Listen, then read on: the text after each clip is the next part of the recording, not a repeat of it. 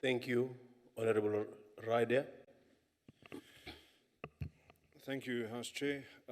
Yes, thank you very much for the opportunity. And I want to start out by appreciating the earlier answer that we received. My question obviously is a follow-up that leads directly from it. And I think that today's demonstration outside, which some of us went and took part in, leads us to understand that there's a material change that needs to happen right at grassroots levels. And involving young people in sports, arts, and culture will enable us to build a country where we have a greater outlet for people, so that we don't have people standing around the streets, doing drugs, etc., etc. So it's massively important. And Minister, you spoke earlier about an MOU between your department and the Basic Education Department for sports. You've now spoken about arts and culture, but you've mentioned it's difficult and you're reliant on them, but there's no MOU in place.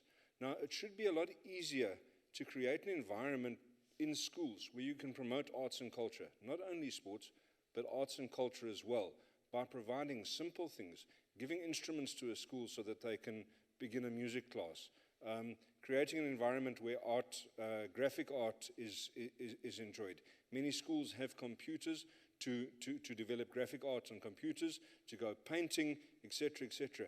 It should be fairly easy to develop something. So I want to know, Minister, in terms of that, when do you plan on signing an MOU with the Department of Basic Education for development of arts and culture? Thank you. Honorable Minister.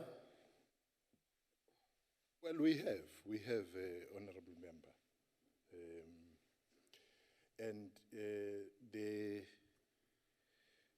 As I said earlier on, some of the things remain pipe dreams we wish for, but practically becomes impossible, some of them. We have arts in schools, which, as I said earlier on, it wasn't going to be possible if it was not because of the working together with basic education. But think about this, Honorable Member. You have more than 25,000 schools, eh? Yes. We have more than 25,000 schools. If we can think of buying instruments, so where would we start?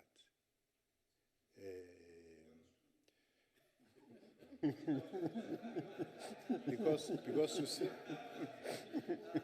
you see, the thing is that